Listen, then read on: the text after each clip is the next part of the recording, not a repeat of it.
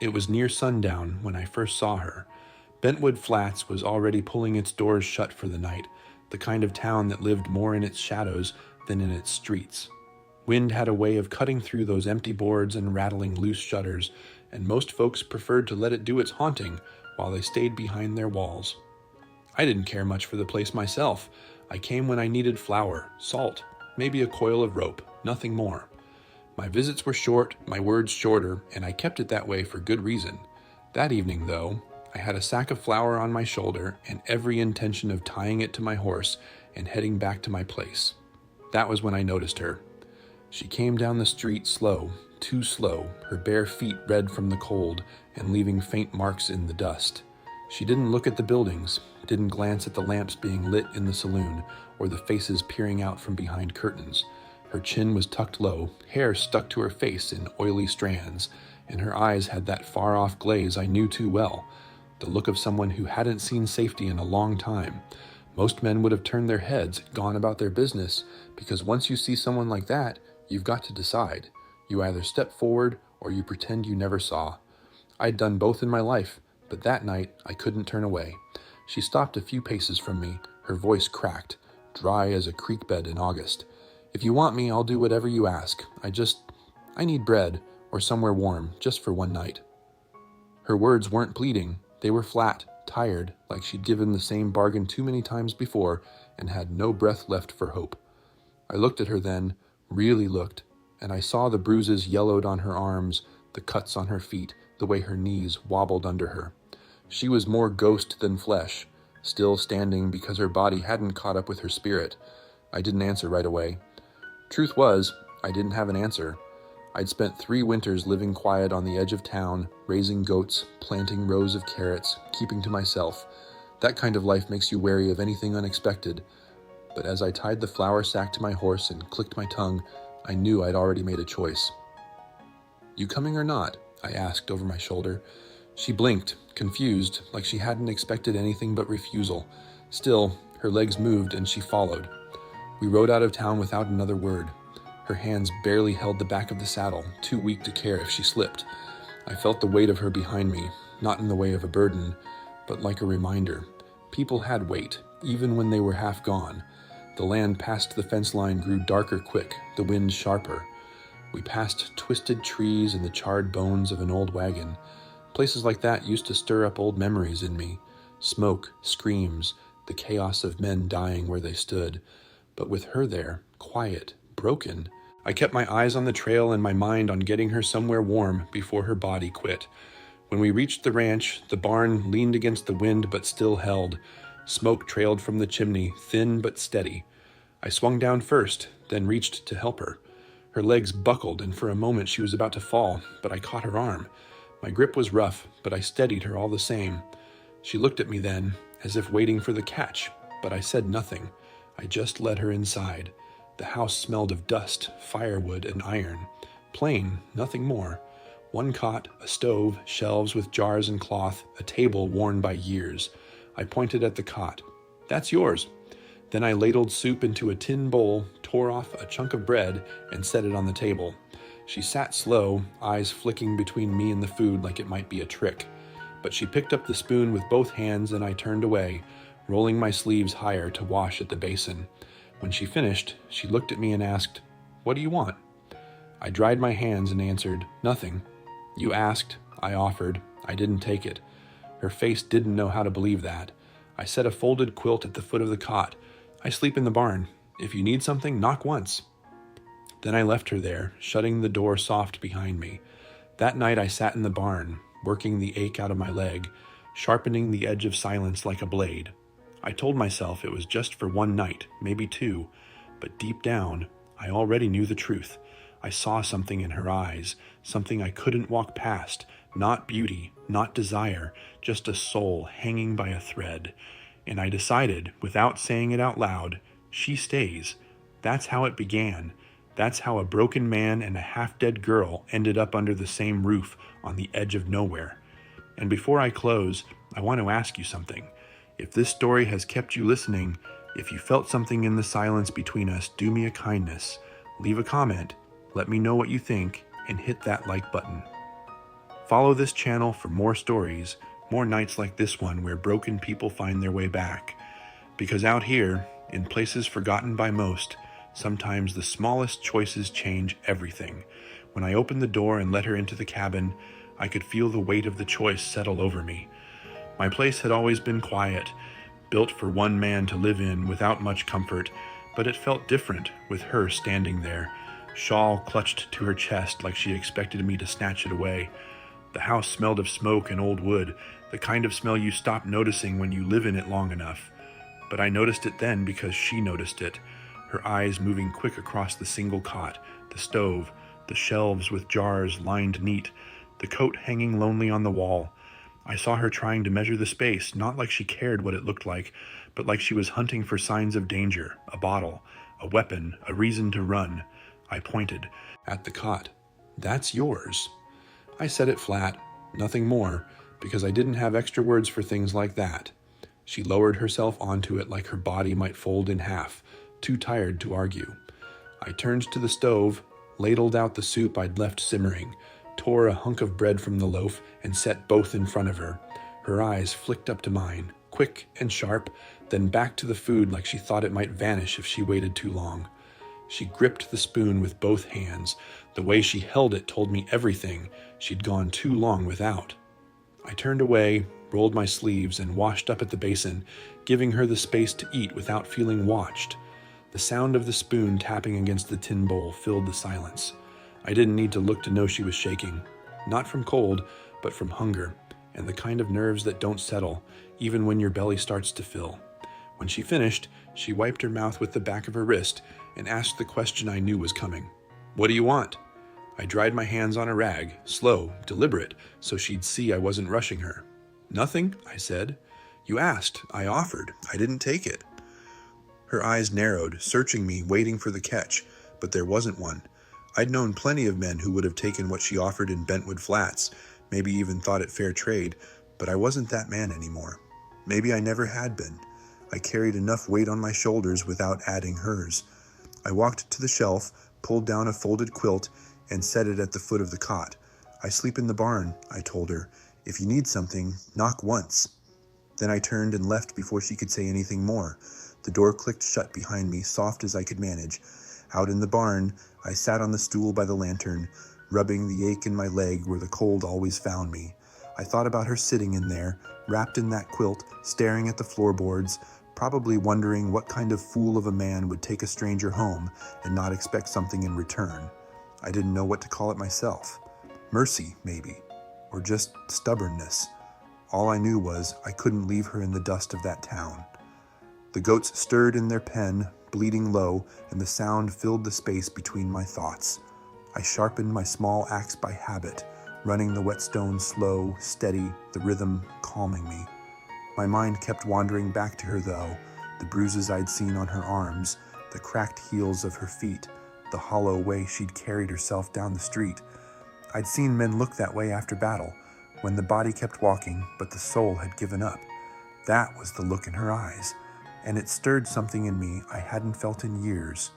I told myself it was just for one night, maybe two, enough time for her to get a little food in her, maybe let her feet heal enough to move on. But even as I thought it, I knew better. When I'd looked into her eyes back on that road, something had lodged in me. Not desire, not pity, something quieter, older, the part of me that remembered what it felt like to stand on the edge of falling apart and need someone to steady you. I leaned back against the barn wall, listening to the wind scrape across the boards. For the first time in a long while, I didn't reach for my rifle before shutting my eyes. I kept the lantern low and let the silence sit. She was in the house, not crying, not screaming, not knocking for me in fear. And that was new. That was enough. When dawn came, I'd still be telling myself it was temporary.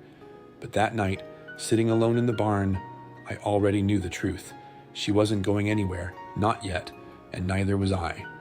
The first light always came soft through the cracks in the shutters, and I'd long since grown used to waking before it.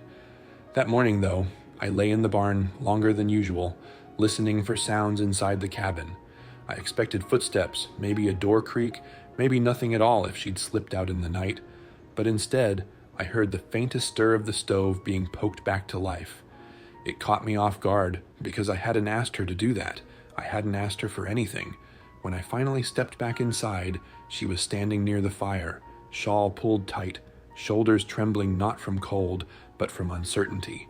She turned when she heard me, eyes sharp like a deer ready to bolt.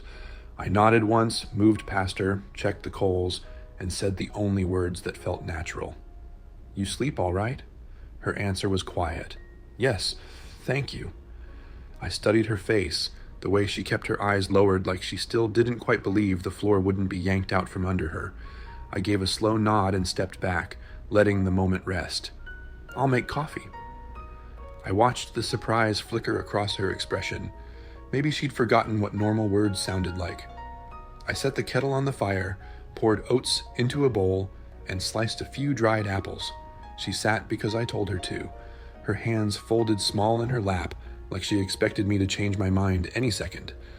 I slid the bowl toward her, nothing fancy, oats, hot water, a bit of apple to sweeten the bite. Her eyes fixed on it like she wasn't sure it was meant for her. "You need shoes," I said without looking at her. Her voice caught. "I don't have any." "I know." I stepped into the other room, the one I kept closed off with an old curtain, and came back with a pair of boots. They were worn, laces missing, a size too big, but they were better than bloodied feet. I set them down beside her chair. She stared at them for a long time before finally whispering, "Why are you helping me?" I poured the coffee slow, steady, and set the mug in front of her before I answered. "You were half dead when I saw you. Seemed like something I shouldn't walk past. That's it." I took a sip, watched her over the rim. She searched my face like she wanted to catch me in a lie. But there was nothing else to give her. No hidden reason, no price. She needed a place to stop running. I had walls and a fire. That was the whole of it. Her hands shook as she lifted the spoon, but she ate. I saw the way her jaw trembled like the food itself hurt, not because it was hot, but because it was real. That's the part people don't understand about hunger. It isn't just the stomach. It's the way your whole body stops believing in kindness. Every bite looks like a trick. When the bowl was empty, she set it down slow, folded her hands in her lap again. "You want me gone? I'll go," she said. "I just needed one night." I leaned back in my chair, let the words hang. I could have told her yes, could have ended it there, but I'd already seen her feet cracked and bleeding, the way her hands shook from cold and exhaustion. She wouldn't make it past the ridge. "You're not ready to go anywhere," I said. "Feet are bleeding, hands are cracked. You won't make it to the next hill." Her lips pressed together, but she didn't argue. She just waited, quiet, like she was used to men deciding her fate. I took a breath, rubbed the ache out of my leg, and said what I hadn't planned to. "You can stay. I've got chores. Goats need feeding. Roof's leaking. You help out. You earn your keep. That's all." She blinked like she hadn't heard right. "You mean work?" "Yeah," I said. Nothing more. For a moment, she just sat there, staring at me like I'd spoken a language she didn't know. Work without a cost was foreign to her, but after a long silence, she gave the faintest nod. "Okay." I stood, brushed the crumbs from my hand, and pointed toward the barn. "There's a pair of gloves out there. I'll show you the feed trough." She followed me out, pulling her shawl tighter, the air biting but not as deadly as it had been for her the night before. Frost still clung to the grass, sparkling against the pale light of morning. Behind the barn, 3 goats bleated loud, pacing in their pen. I handed her a bucket of feed. She strained under its weight but didn't complain, just carried it careful, poured it slow. I showed her how to spread it so nothing got wasted, how to refill the straw from the sack inside. She listened, didn't speak, but her eyes were sharp, watching every move. By midday, she'd patched a corner of the roof with me, scrubbed the basin, boiled water for another meal. Her hands were blistered, her steps wobbled, but she kept at it. I didn't praise her, I didn't need to. But I saw the difference in her shoulders, the way they loosened just enough, the way her eyes stopped darting at every sound. I'd taken her in because I couldn't leave her in the dust. That much was true. But by the end of that day, I realized something I hadn't expected. She wasn't a burden. She wasn't a debt. She was just a person who'd been given no space to stand, and all she needed was a chance to remember how. And for me, well, I hadn't felt another soul breathing under my roof in a long time. The quiet didn't feel so hollow anymore. It felt different. Not soft, not safe, not yet, but alive. Days have a way of falling into rhythm when you keep to yourself. I'd lived that way for years. Wake with the light, feed the goats, split wood, patch what winter had broken, eat when I remembered, sleep when I was too tired to sit upright. With her there, it shifted, not into something new, but into something shared. The work stayed the same, but the house didn't echo the way it used to. She rose earlier than I expected, sometimes already at the stove before I came in from the barn. She'd sweep the floor, check the goat troughs, or hang cloth to dry without being asked. She didn't hover, didn't chatter, didn't fill silence with questions, and I realized quickly that was something I appreciated. She worked because work needed doing. That was language enough. One morning, we were hauling sacks of feed from the shed when I caught her glancing at my limp. I'd been favoring that leg since the war, scarred through by more than bone could heal, but I'd learned to carry on without complaint. She didn't ask about it, not then, just shouldered the smaller sack and followed me back to the barn. It wasn't until later, over a pot of stew, that she finally spoke. "You were a soldier?" Her voice was quiet, not demanding, just curious. I set my spoon down, rubbed the scar that pulled tight across my shoulder when the cold set in. "Scout," I said, "for the Army. After that, bounty work." Her eyes lingered on me a long moment. "Did you ever kill someone who didn't deserve it?" The question hung between us heavier than the steam rising off the pot. I thought about lying, but I never saw the point in that. I looked down at my hand, the burn marks, the stiff fingers that still remembered the weight of a rifle. "Once," I said. "A boy. Didn't see him till it was too late. Smoke, gunfire, wrong place, wrong time." She didn't flinch, didn't look away. She just nodded, like she understood something about carrying weight you never asked for. "Is that why you stopped?" "Part of it," I answered. "Got tired of thinking I knew what justice looked like. Turns out it changes, depending on who's paying." She went quiet after that, stirring the pot with slow, steady motions.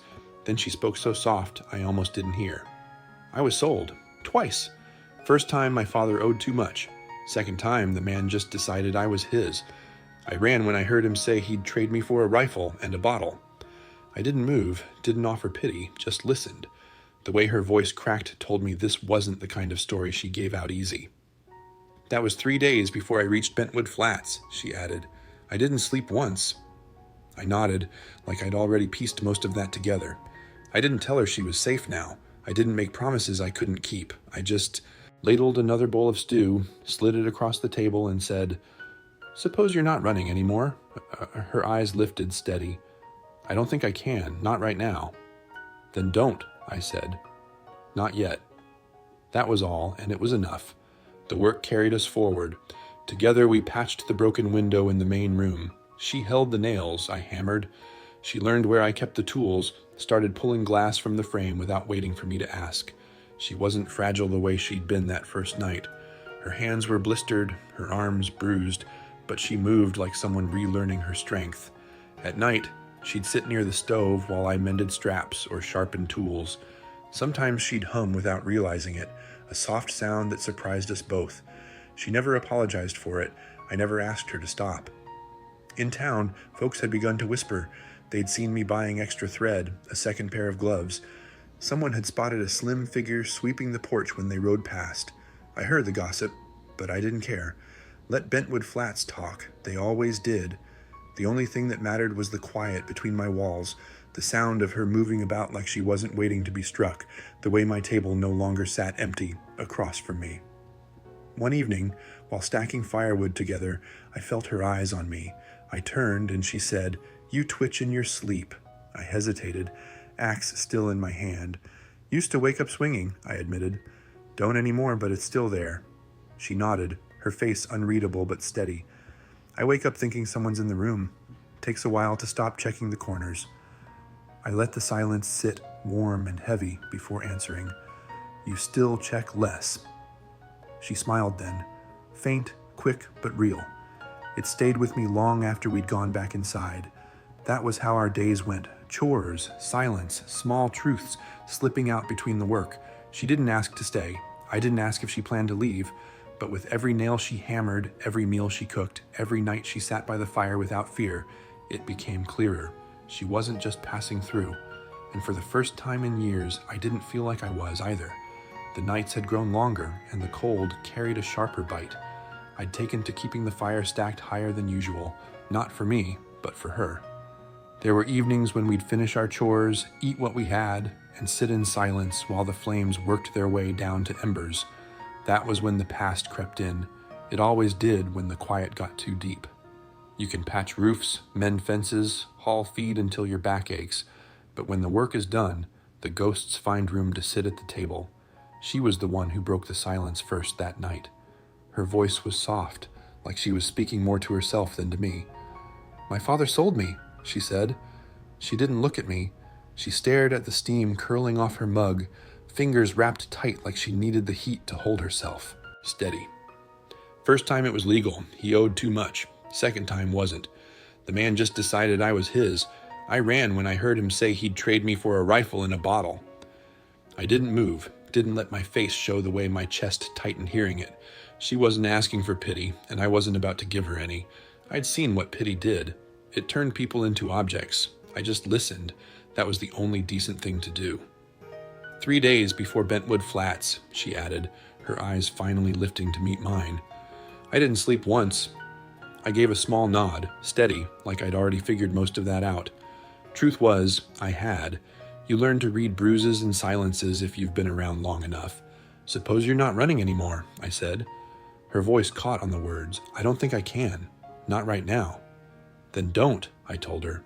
"Not yet." The fire popped, and the room felt different, heavier, but also clearer, like we'd set something down between us and agreed not to pick it up again.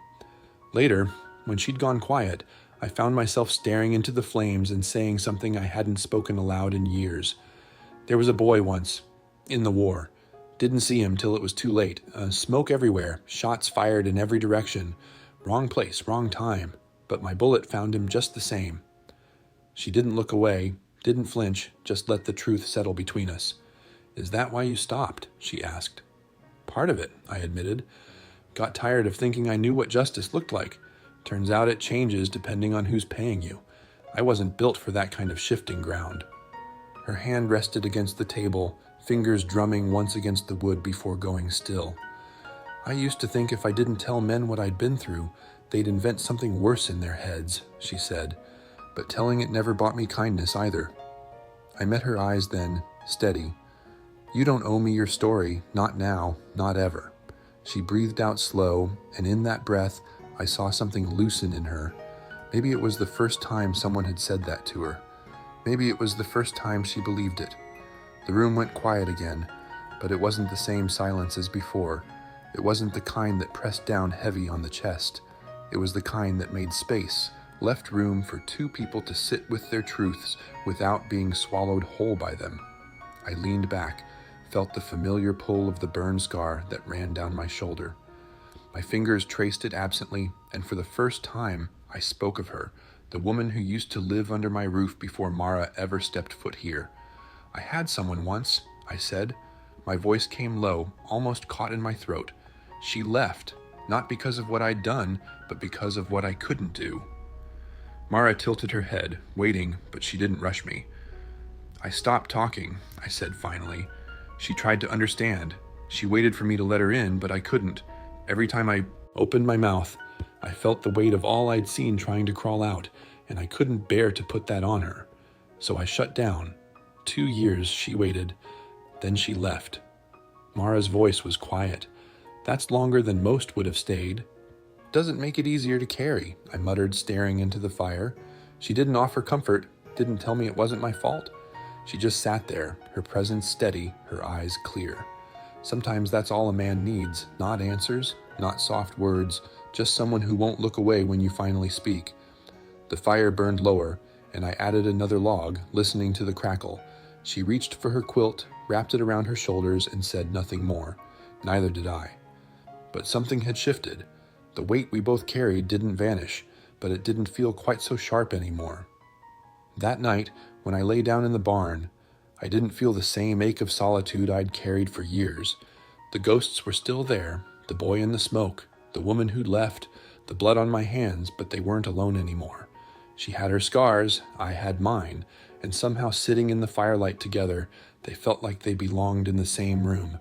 Winter had a way of testing a man, and I'd always measured my strength by how well I could endure it alone. But that year was different. The cold still bit just as hard.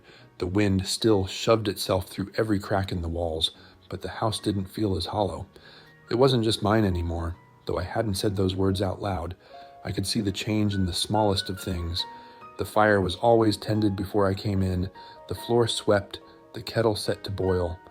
Her hands moved over the place like she wasn't passing through, but settling into it, and I let her, because every quiet act of hers made the house feel less like a shelter for ghosts and more like a home. She wasn't timid the way she had been that first night. The fear hadn't gone completely. I could still see it in the way her shoulders tensed at sudden noises, or how her eyes tracked the door whenever a wind gust slammed against it. But she wasn't flinching at every shadow anymore. She walked straighter, steadier. She took to the chores as though she'd been born into them, and she did them not because I asked, but because she wanted to earn her place. I never told her she didn't need to. I figured she already knew. Some mornings I'd find her outside before dawn, sleeves rolled, breaking the ice on the water trough with an iron rod twice her size. She'd look up at me, breath misting in the cold, and instead of words, we'd trade nods, the kind that said, "I see you. I know you're trying." That was enough. It wasn't long before folks in Bentwood Flats started whispering. They saw me buying more than usual. Extra thread, another pair of gloves, sacks of flour heavier than one man needed. Someone spotted her once at dusk, sweeping the porch, red hair, catching what little light the sky still had. That was all it took. In a town where nothing much happened, whispers grew quick. But I didn't care. I'd stopped caring about that town years ago. One night, after we'd stacked firewood till our arms were sore, she noticed me rubbing my leg where the limp had slowed me down. She disappeared into the cabin, came back with a rag and a bucket of warm water. "You need rest," she said, her voice steady. I shook my head. "I rest at night." "Not well," she answered, eyes catching mine. "You twitch. Talk in your sleep." That made me pause. I hadn't realized that she'd been listening. I stared at her, finally seeing that she'd been watching me the way I'd been watching her. "Used to wake up swinging," I admitted. "Don't anymore, but it's still there." She nodded, not scared, not judging. "I wake up thinking someone's in the room," she said. "Takes a while to stop checking the corners." We stood there a long moment, the woodpile between us, the sun sliding down behind the ridge. It felt like confession without ceremony, truth spoken without the need for pity. Later that night, when the fire was low, she sat with her quilt pulled up around her shoulders and asked, "You don't ask me much." I looked over from the table where I was mending straps. "Should I?" "I don't know," she said, almost smiling. "Most men do." "I'm not most men," her eyes softened. "You ever wonder who I was before?" "Sometimes," I admitted, "but I figure if you wanted to tell me, you would." That answer seemed to settle something in her. She leaned back against the cot, breathing out slow, and said, "You're the first person who didn't want my story before giving me bread." I didn't know what to say to that, so I went to the shelf, pulled down a tin of beans, and set them out for tomorrow. Without looking at her, I said, "You've got hands that know work. You don't ask for extra. You know when to leave silence alone. That tells me enough." She didn't speak for a while, just sat there, eyes glinting in the firelight. Then she said, "I used to think if I stayed quiet, men would invent something worse in their heads." I finally met her eyes, steady. "I don't need a reason to treat someone decent. Not anymore." Her lips pressed tight and she nodded, like the words meant more than she wanted me to see. That night, after she'd drifted off, I pulled down an old bundle from the attic crawl. A thin wool coat, stitched by hand, small enough for a woman. It had belonged to someone who'd once tried to share this life with me, but she hadn't stayed.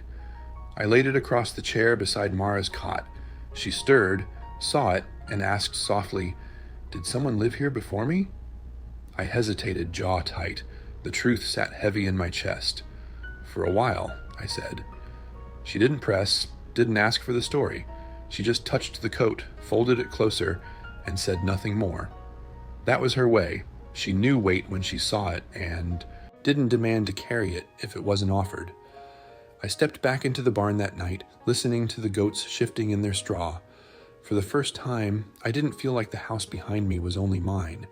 Her presence was in every corner now, in the warmth of the fire, the sweep of the floor, the quiet steadiness she left behind in her silence. I didn't call it belonging. I didn't call it anything. But the truth was clear as the frost gathering on the window panes. The house was no longer just shelter. It was shared. Snow had started coming more regular by then, falling soft at first, then sticking in the hollows where the wind couldn't reach. I'd grown used to walking the ridgeline at dawn, watching for coyote tracks or stray riders. Most mornings it was just the clean mark of deer hooves or the faint trace of rabbit across the drifts. But one morning, just as the light broke over the hills, I found something else. 2 sets of horse tracks cutting across the ridge, close enough they'd had a good view of the ranch, but hadn't come nearer. The snow told the story clear. Whoever it was had stopped, lingered, then turned back south. I stood there a long time, boots planted in the snow, breath rising like smoke. My first thought wasn't about me, it was about her, Mara. She'd told me enough of her story that I could picture the kind of man who might still be looking for her, men who didn't like to lose, men who thought people were property. My stomach tightened, but my hands stayed steady as I crouched, tracing the tracks with my fingers. I knew scouting when I saw it. Careful, cautious. They were testing the land before deciding whether to push in. When I came back down the slope, I found her by the barn, arms red from the cold as she hauled water. She looked up when she saw my face. Something wrong? I didn't lie. Tracks, I said. 2 horses on the ridge last night. Her hands froze on the bucket handle. Her lips pressed tight.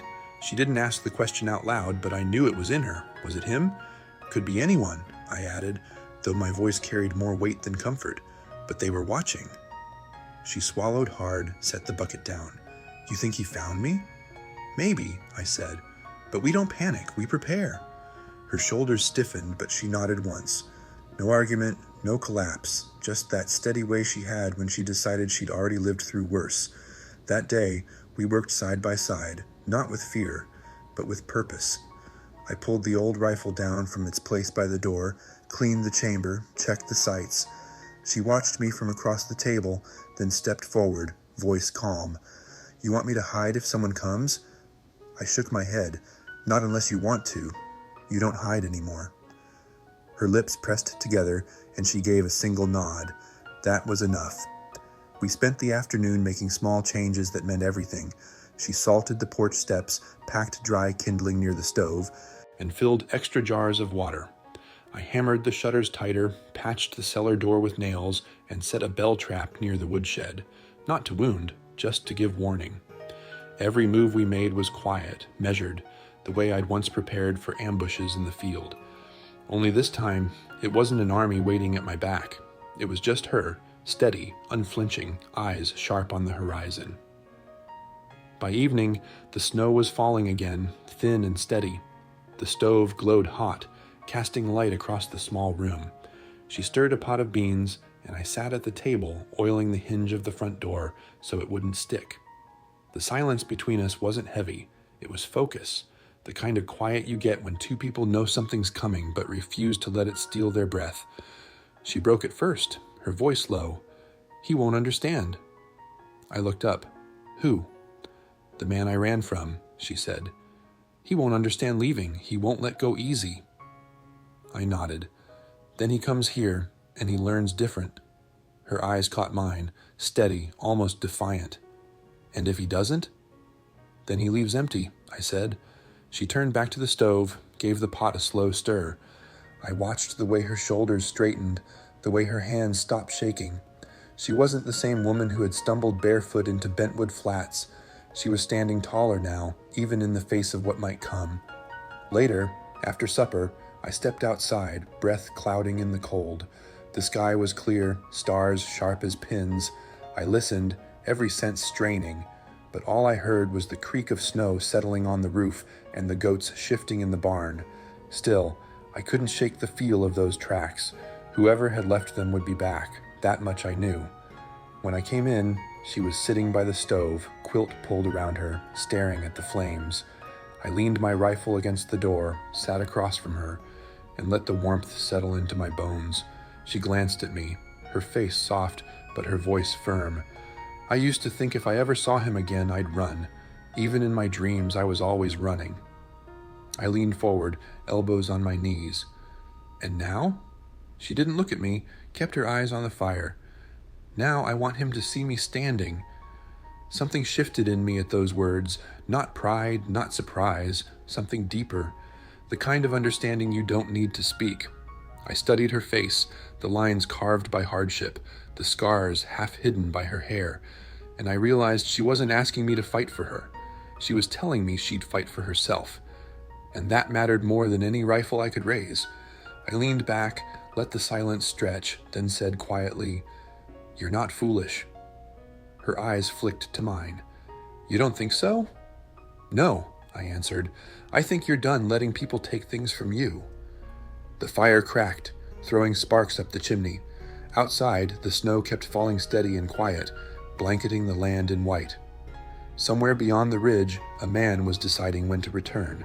But when he did, he wouldn't find the woman he thought he owned. He'd find her here, standing with me beside her.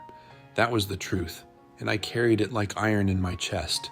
The sky carried that strange weight that comes before a storm, even though no clouds had rolled in yet. The wind had gone quiet, too quiet, and the stillness pressed down on the land like a held breath. I felt it before I heard it, the rhythm of hooves coming slow up the ridge. One rider. I stood at the door, rifle already slung, my body calm, though my chest tightened in ways I didn't let show. Mara was at the window. She froze, then turned her face toward me, pale but steady. She didn't ask if it was him. She knew. I opened the door and stepped out first. Snow crunched under my boots, the air sharp enough to sting my throat. I didn't raise the rifle. I didn't need to. Sometimes a man's presence speaks louder than steel. Mara followed, close enough behind that I could hear her breath, but far enough she made it clear she wasn't hiding. The rider came into view, horse lean and tired, coat gray with dust, hat pulled low. He stopped maybe 15 feet from the porch, eyes narrowing when he saw her. His mouth curled into a smile that didn't reach his eyes. "Well," he said, voice rough, carrying across the yard. "She's still pretty. Wasn't sure what I'd find." I didn't answer. I stood planted, steady as the post under my hand. "You should leave," Mara said, her voice clear though I could hear the tremor just under it. The man chuckled low. "Ain't how this works. She stole from me." "I took nothing that was yours," Mara snapped back. "You don't own people." "You were bought fair," he barked, pulling a folded paper halfway from his coat. "I got papers to prove it." That was when my voice cut in, flat as stone. "You bring a sheriff?" He ignored me, eyes fixed on her. "You bring a marshal?" I asked, louder this time, letting the words carry weight. "Someone to enforce those papers?" Still silence. "I didn't think so," I said. My hand brushed the rifle stock but didn't lift it. "Then you don't have a claim, not here." The man shifted in his saddle, his jaw tight, anger creeping through the cracks in his smug face. "You think this ends with talk?" I took one step forward, snow crunching underfoot. "I think it ends right now. You turn that horse around. You don't come back." His eyes flicked from me to Mara. "You think he'll keep you safe?" he hissed. "Men like him, they break. One day they snap and forget who they're protecting." Mara stepped forward then, past me just enough to make her voice land sharp. "You already broke a long time ago." The man's smile vanished. His hand twitched at the reins, but I didn't move. I didn't have to. My stillness was louder than any threat. "You've got one chance," I told him, voice low but steady. "You ride out. No one follows. You don't show your face again." The horse snorted, stamping at the snow, the fino and the quid. Man sat there, chewing on his pride, his eyes burning holes in both of us. The wind picked up, carrying snow sideways across the yard. Finally, he spat in the dirt, jerked the reins, and turned south. He didn't draw, didn't fire, just rode off, slow, the crunch of hooves fading into the distance. I didn't lower my shoulders until he disappeared behind the ridge. My hand eased off the rifle, but the weight of it still hummed through me. I turned to her. "You all right?" She nodded, eyes fixed on the trail where he'd gone. Her breath came quick, but her chin stayed high. "I'm not shaking," she said. I let out a slow breath I hadn't realized I'd been holding. Good. We stood there in the snow a while longer, neither of us speaking, both of us watching the horizon as if waiting for him to circle back. But he didn't. Inside, the house was warmer than I'd left it, fire burning strong in the stove, the air filled with the faint smell of beans and wood smoke. We didn't celebrate. We didn't tell each other it was over. Life doesn't work that clean. But we sat down at the table, bowls between us, hands steady. Silence not heavy this time, but earned. After a long while, she broke it. "I thought I'd feel relief," she said, staring into her food, "but it's something else." I looked at her, waited. "What is it?" Her eyes lifted, sharp and certain. "It feels like ownership, like I finally chose what happens next." I nodded. "You did." She studied me, her voice soft but cutting through. "You didn't shoot him." "I didn't have to." Her lips curved, not a smile, but something close. "You've really changed." "Because you stayed," I said before I could stop myself. The words hung in the warm air, and she didn't argue. She didn't look away either. She just reached across, her hand resting against my shoulder where the burn scar ran deep. I didn't flinch. I turned toward her, set my hand gently against her arm, and for the first time in years, I let the silence between me and another soul feel like peace. Outside, the snow kept falling steady, covering the tracks in the yard, erasing the trail of the man who'd come and gone. Tomorrow he'd be nothing more than a shadow in the past. But tonight, the truth stood clear between us. We weren't running, and we weren't alone. The snow covered his tracks by morning. It was like the land itself decided to wipe him clean, though I knew better than to believe it was over that easy. Men like him didn't just disappear, but for the first time since I'd found those prints on the ridge, I felt something shift. He'd come, seen us standing together, and left with nothing. That mattered, more than I let on. Mara moved quiet through the house that day, not shaken, not hollow, but thoughtful. I watched her from the corner of my eye as she swept the floor, checked the goats, mended a tear in her shawl. She wasn't working to please me. She was working like she'd decided the place was hers too. I didn't say anything, but I felt it. Felt it in the way the air carried a steadiness I hadn't known in years. Later, while the fire cracked and the wind pushed against the shutters, she sat across from me at the table. Her fingers rested against her mug, and her voice came quiet. "I thought I'd feel relief after he left," she said, "but it's not that. It feels different." I set down the strap I'd been mending and met her eyes. "What is it?" She breathed out slow, her gaze steady. "It feels like ownership, like for the first time, I chose what happens next." The words caught me off guard, not because they didn't make sense, but because they cut straight through me. I gave a slow nod. "You did." She tilted her head, studying me like she was trying to see if I meant it. "You didn't shoot him," she said. "I didn't have to," I told her. Her lips curved, faint, almost a smile. "You've really changed." I looked at the firelight flickering across the floorboards, then back at her. "Because you stayed," I said. The truth slipped out before I could stop it. For a moment, I thought she might look away, but she didn't. She held my gaze, steady, unflinching, and then reached across, her hand resting lightly on my shoulder where the scar ran deep. I didn't flinch either. My hand rose, slow and careful, to her arm. We stayed like that. No words, just the weight of something shared. That night, when I went to the barn, I found myself stopping at the door. I'd grown used to leaving her inside, taking my rest among the goats, but I didn't feel the same pull anymore. I wanted to be near, not out of fear, not out of duty, but because the thought of her breathing steady in the next room made the night easier. I leaned against the post, staring at the snow, and for the first time since I'd built that house, I realized I didn't want to face winter as one man anymore. The days that followed carried a quiet I hadn't known before, not heavy, not empty. She still startled now and then, still checked the windows twice before blowing out the lantern, but her steps were different, firmer. She didn't walk like someone planning to leave. She walked like someone who'd decided to stay. One morning, while chopping kindling, I asked the question I hadn't let myself speak until then. "You planning on staying through winter?" She paused, the hatchet in her hands, breath clouding in the cold. She didn't answer right away. Then she said, "I haven't planned anything in years." I nodded, steady, not pressing. Well, if you do stay, we'll need more kindling, and the chimney swept before snowfall. I'll teach you how."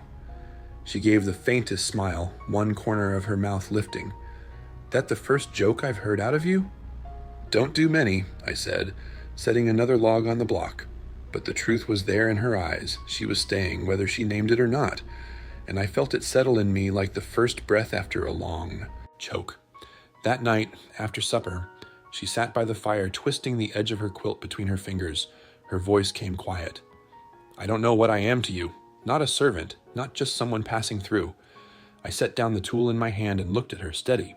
"You're not passing through, not unless you choose to." Her eyes widened just a fraction, then softened. "And if I don't?" "Then we keep working," I said, "and you keep waking up here." She let the words settle, her shoulders loosening just enough for me to see it. For the first time, no part of her flinched from the idea of staying.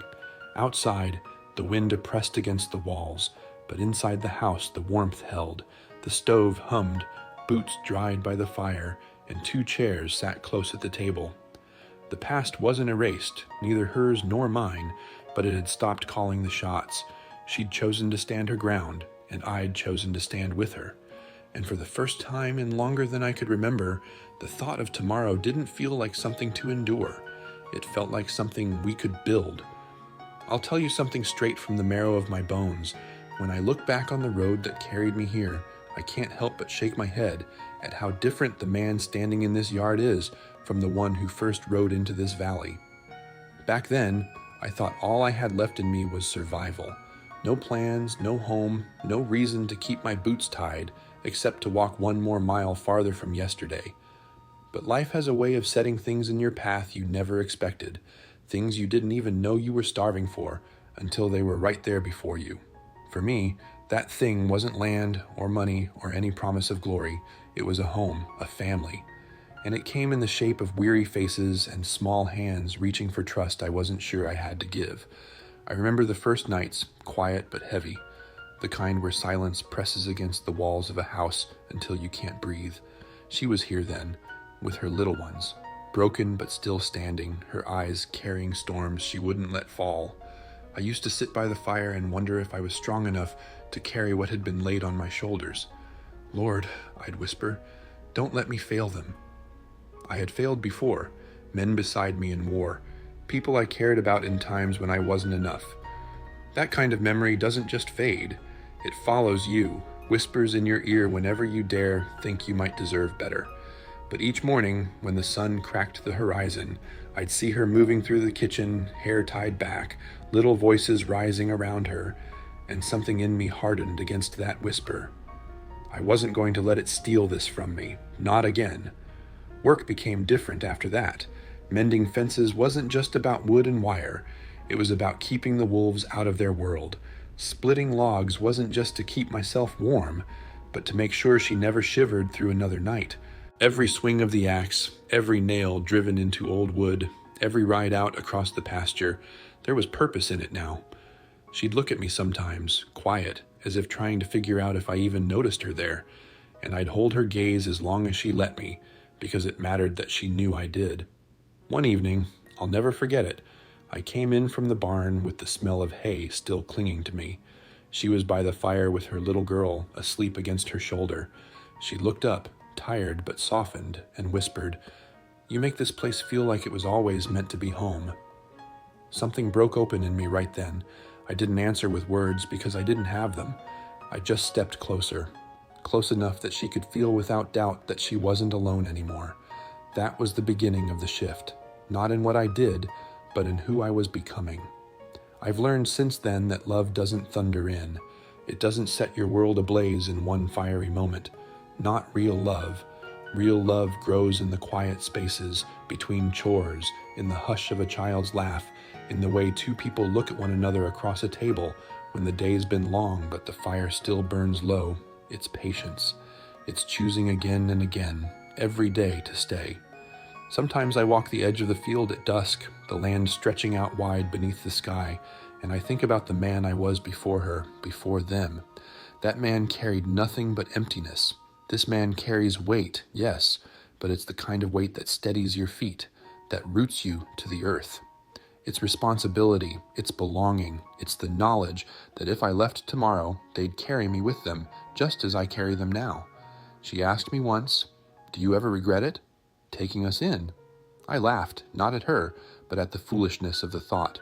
"Regret?" I said. "Number, I regret every day I lived before this without knowing what it felt like to matter like this. So here I stand, with a life I never thought I'd hold, not perfect, not without its scars, but whole in a way I didn't think was possible. And if there's one lesson this road has carved into me, it's that broken things can be mended. Families can be built from the ashes of sorrow. And sometimes the life you were running from is just the shadow cast by the one you were meant to find. If you've walked with me through this story, if any part of it touched a place in you that needed to hear it, I'd ask you something. Share it. Leave a word in the comments. Let me know what you carried and what you found here. Like the video, if you believe in second chances. Follow this channel if you want more stories that remind us all of what it means to hold on, to keep walking, to keep choosing love even when it costs us. Because at the end of the day, we're all just looking for a place to set down our burdens, a fire to sit beside, and a hand that says without words, "You're not alone anymore." That's what I found here. That's what I'll keep holding on to for as long as the Lord lets me draw breath.